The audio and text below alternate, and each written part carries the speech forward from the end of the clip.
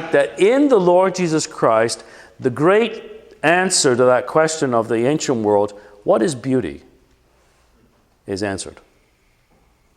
It's a question that we, up until recently, probably for most of the 20th century, definitely most of the 19th century, was an issue that we hardly ever talked about, which is the beauty of God.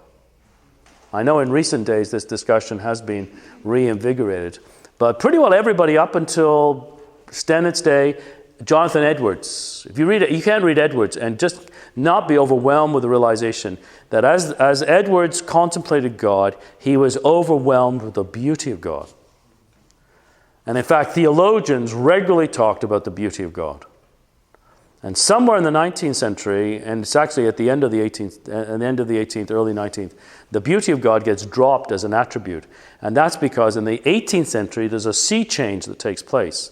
And the question of beauty becomes a subjective one. And I'm sure you've heard the statement, beauty is in the eye of the beholder. Well, that's an 18th century idea that starts to emerge in the 18th century in the whole field of what we call aesthetics. But surely that statement is wrong, very wrong. And I'll show you how it's wrong, because goodness is in the eye of the beholder. Truth is in the eye of the beholder.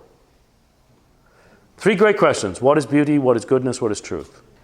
The first one we lost in the 18th century, and by and large, Christian evangelicals acquiesced in the loss of that. In the 19th century, the challenge was goodness. What is goodness? And then there was an acquiescence that goodness can be relative. And then now in the 20th century, what is truth? But if we argue that there is an absolute truth, there is. It's God in His revelation in His Word. There is an absolute goodness. God in the display of His character. There has to then be beauty. God is the standard of beauty. And Stennett very, very clearly sees that in the Lord Jesus Christ on the cross, we see the display of the beauty of God.